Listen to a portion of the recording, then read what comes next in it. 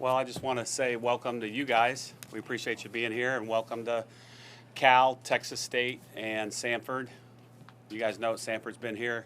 Cal was here, I think maybe 2006 or 2007, and this is the first time for Texas State. So it's really exciting for us to host another regional, and believe me when I say this, it never gets old.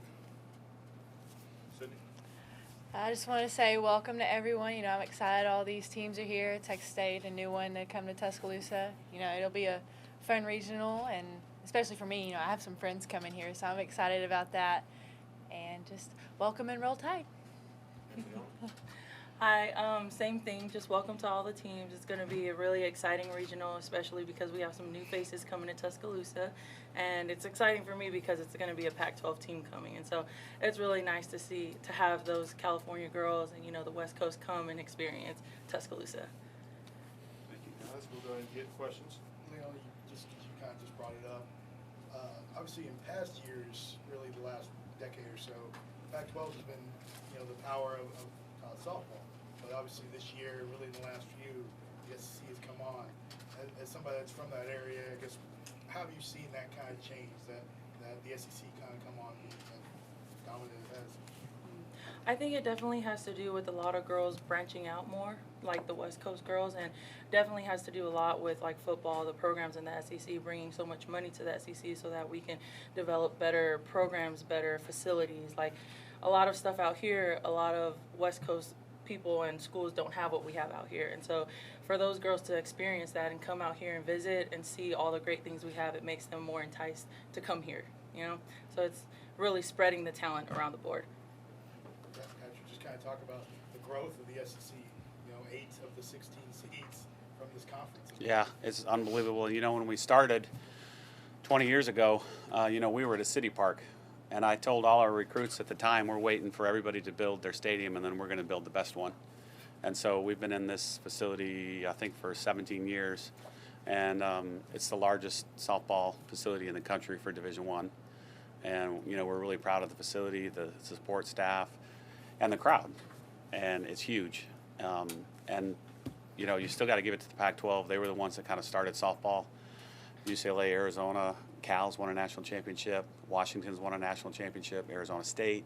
I mean, they're all traditionally really, really good. But then I'll echo what Leona said. Just the amount of support that we get from administrators and schools, it just spreads down to every sport. And you can just look on Fifth Avenue, see the tennis facility, which was named the best tennis facility in the country a couple years ago. Our stadium was named the best softball stadium about 5 years ago. And then you have the softball facility or the soccer facility across the street. And it just is very, very, when kids come and see that, they're drawn to it. Coach, just talk about the growth of softball in this state. There's 5 teams from this state. Yeah, and that was the other thing I was going to say, so thank you. Yeah. Just the level of the talent. First, the coaching. And, the people in this state are very, very smart. You probably have to start with all the football coaches, and then it kind of trickles down to almost every sport. And we're in a weather state that we should be good at softball and baseball. And so all these summer ball programs, the high school programs, all these kids filter down. And then all of a sudden, like when I started, there was probably 5 summer ball teams in the state. And now there's probably 10 in the Tuscaloosa County. I mean, it's just exploded. So the level of coaching, the experience, we were always afraid to go play Pac-12. And now, when those teams come here, it's a totally different feel. So we've definitely closed the gap, and we might be passing them. Leona, are you the only student athlete that doesn't have a Twitter? I think so, but I think Mary, one of our freshmen, also doesn't have social media. But I just try and keep, social media to a limit because nowadays everybody is just so addicted to it, and I like the fresh air, so and actually interacting with people. So. How do you feel about dugout props and this thing that's kind of blown up with people? Yeah, well, I've never allowed it, and we've never done it, and I think it's kind of you take on the personality of the coaches, and all our coaches aren't, we didn't feel or see the need for it, And then I think the team was 100% in agreement that we didn't need it or we didn't want to do it. So I'm kind of glad that that ruling came down. You do have a biscuit, though. It's edible. Coach, when you look around the regional and you see Mandy and you see Kelly, what does that mean to you, I guess, to see former players? Oh, it's awesome. I mean, Kelly's, I think, on that wall over there when you first come in. Obviously, still one of the all-time greats here by far, you know, probably top 2, 3 in our history. And anybody that can be the MVP of the National Pro Fast Pitch League in her, like, 13th season, she still got it. She probably could still hit bombs here. Well, she probably will this August. And then Mandy, you know, that's a dream come true for her to be in postseason play because I remember, you know, it was almost like when she played for us, we had, you know, we knew she was a great athlete, and we kept telling her, look, it's going to happen, it's going to happen, it's going to happen. And then at the end of her sophomore year, she came in for a meeting. She goes, look, when is this going to happen? I want it to happen now. And then that junior year, I think she had 12 home runs and like 52 RBIs, and she was awesome for us. Started almost every game. And with her program, that's kind of the same way. You got to face the adversity. You have to go through the trials and tribulations. And then this year, you know, they won the regular season, they won the championship of the tournament, and then they're here. And I had a feeling that if she had won, they were coming here because it's so close and it's the first time. So it's really cool that she's here. Kretschmann, Kat Osterman, and then, you know, Diane Neinmeyer. We've known each other for years and years and years, and I think she was in the Hall of Fame before I even started coaching. So you know that she's been doing it for a long, long time and doing great things at Cal. Really a lighthearted question. And I'd like to get the players' responsible. Obviously, when you think about the coaching staffs here, you know, just at this regional, you compare the coaching staffs against maybe the all-star team of the players. How do you think that would work out? Well, with Kat Osterman pitching, she'd probably win. I mean, she probably still could do it. You'd have Kretschmann in center field, Michelle Moultrie in left field, Erin Aravallo, the pitching coach at Samford, she'd be another pitcher. Mandy would be in right field. It's a pretty. Stephanie Van Brakel is a pitcher. Allie is first baseman. It'd be a good team. Yeah. I put you on I the don't want to floor. face them. I was gonna say, I would not want to pitch I don't want to against face that them. matchup. We'd rather play their teams Yeah. than them. Yeah. Patrick, does it make you feel maybe a little old to have all these former? Yeah, a little bit. But thanks for bringing that up. No, with Mandy, she was such a good kid when she played, and she won us our first SEC championship with the play at Mississippi State. And there was a runner at third, and there was a fly ball to right field, and it was like a sinking Texas leaguer, and I was like, and it was going to be fair. So everybody in our dugout was like, oh God, there goes the lead. And she comes out of nowhere, catches it, she played volleyball, does a volleyball roll, gets up and throws a strike to Ashley Holcomb at home, double play, we win the championship. And to this day, that's why we won our first SEC championship, that play. And just her hard work, perseverance, her grit, I think that has translated to her team. Talk about Mandy. She credits you with kind of following your model, you know, what you started here and, you know, what she's done at Samford. How would you kind of compare what she's done in 4 years, 5 years at Samford to what you did when you started here? Well, you know, every school has different challenges, and obviously she's a private school, smaller enrollment, FCS, correct? Football or no? Yes. So it's a smaller budget, and it's a pretty darn good school. So she's got issues with that, you know, you have to have a specific GPA, a test score, all those things. But she's done it the right way, too. And I think she's finally got her kids in there that are following her lead. They're buying in. The culture is starting to create itself, the success. That's kind of what we tried to do. We weren't going to, you know, if we were going to miss on a kid, we were going to miss on talent, not character, because we didn't want a bad seed in the program. And, you know, we've never gotten rid of anybody. They've always stayed with us, graduated, and I think she's doing the same thing. Is it gratifying to know that people are, your tree is following, coaching tree now and that they're following your model? Oh yeah, it's awesome. And you know, she was one of those kids that she had to be a role player for 2 years. And I think, you know, Kretschmann obviously started from day one. And she basically said, I want to play there. And I said, okay, because she was that good. And but Mandy was one of those kids that had to work her way into it. And I think that translates into good coaching too, because it didn't come easy for her. She had to work her butt off.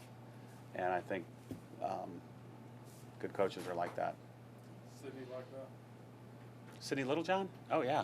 Did she have to work her way into this role? Absolutely. I mean, I can remember after her freshman year, she came in and she said, and without, you know, she was very shy about it. She didn't come in and, you know, but she worked her way to, can I start? Can I be a starting pitcher? Because her first year, basically, all she did was close. She was our saves leader, and she'd come in and close the game. And I said, well, you earn it. You know, you don't deserve anything. You got to earn what you get. And she worked her way. And now, you know, the things that Steph has done with her and what she's done, it's a great year. So when you see, you know, an underclassman, somebody come in younger than you, and like Alexis did, I know y'all are friends, of course. So, but when you see her do what she did last year, I mean, that would establish an ace on the staff. You've kind of retaken that role a little bit. I guess, did you change your mindset going into the year? Did you approach it any different, trying to take that on? Well, I mean, I wouldn't say like I changed anything. Of course, I was very happy for Alexis, and I mean, y'all saw Maddie come in our last game, and she did awesome, and that makes my heart happy. You know, that's what I want to see. I mean, I love it whenever I have a good game, but seeing them have a good game makes me happy as well. And I think my attitude this year was like, I only have 2 more years left, and it kind of hit me this summer where I was like, wow, 2 years, it's not a long time, and so I just. Oh, hush. Hush. But, and I took it from the seniors, too, as you can see.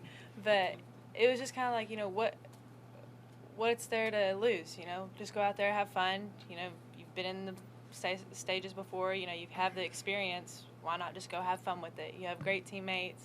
Trust them. Go do your thing. And that's just kind of been my mindset this year. Leona, what have you seen? I've definitely seen Sydney step up to a lot of big roles. I mean, coming in as a freshman, she was pitching behind Leslie, Jackie Trina, and all those years she could have just like sat back and, you know, taken on a role of, oh yeah, I'm gonna let them do it. But no, she's taken that step, and anytime we needed her, she stepped up to the plate and she's finished games for us. And I mean, she even came out and started games and finished them, and she just looks great this year. And I see every time she comes on the mound, she brings like confidence to our circle and to the infield. And it's great to see her like that because she's just a junior. And yeah, she's an upperclassman, but I feel like this year she really took on that lead role as a pitcher. And it's great to see coming out of a junior. And she's just doing awesome this year. Patrick, as much as you won't share, what is your pitching plan for? I'm not willing to share anything, Tommy. I think we have 3 very capable pitchers that everybody's confident behind. And Maddie, that was just a shot for everybody, what she did at the SEC tournament. I think everybody's 100% behind her as well. So this is like one of the best years, I think, coming into it, that we can kind of flip a coin almost. And everybody would be confident of who's out there. Let's do 1 or 2 more questions. Sydney, Leona, I'll ask both of you, coming off the SEC tournament, that last game you guys were so close, how anxious are you to get back out on the field and actually, has it been a long week? You go first. I mean, for me, I'm always anxious to get on the field. I'm always wanting to get on the field because of the fact that I am a senior and I only have a couple games left. But I think we have to take the good from that game and try and learn from the bad, and then just take on this new regional as a whole new mindset. We got to come out on fire, and we have to have the 3 things that Murph always says: good starting pitching, key hits, and clean defense. And as long as we have that, we're going to be fine. I think coming off that last game, especially for us as a pitching staff, you know, we took it and we looked at all the things we did, saw what we need to work on, and we have been preparing for that this whole week, watching film, doing all the things that we need to do. And you know, it's a new season. Postseason is a new season, and so we're all excited that we get a clean slate, get a fresh start, and we're just ready to go at them. Any other questions? Go ahead, Tom. Yeah, very possible we're gonna have rain delays this weekend or tomorrow in particular. What do you do to pass the time during the rain delay for the players? Tell them what we did at SEC. What did we do? Kickball. Oh yeah, we did. I thought you were talking about Mississippi State or no, South Carolina. But yeah, we played kickball last time, so hopefully we're not going to do that because some people got a couple bruises from kicking the ball so hard. But we try not to do too much so that we don't waste our energy because rain delays can affect the game. You know, it can make you tired or it can make you lackadaisical when you come back out. And so we just try and chill and get ready. When that time is called for us to get back on the field, we try and come out on fire. For the pitchers, you know, we didn't exactly play kickball. We played cornhole. But, you know, it's still a fun time. And, you know, it's the same thing as Leona said. We don't want to tire ourselves out. We don't want to expend all of our energy. You know, so during rain delays, we just kind of hang out, you know, find out what we can about the team, if we can get an edge or, you know what I mean? Like if, you know, just go over all kinds of strategies that we can go through in situations. Yeah, pitchers aren't allowed to do anything during rain delays. Are you jealous of that? No, No. I'm cool. Because if Murph allows us to play kickball, hey, I'll play kickball. Anything else for coach or student athletes? All right, Thanks for being here. thank y'all. Can we take these name tags? I know because they're going to use it again. We'll give- I can do this. Yeah. You have to wait till the weekend. Well, actually, you might have to wait.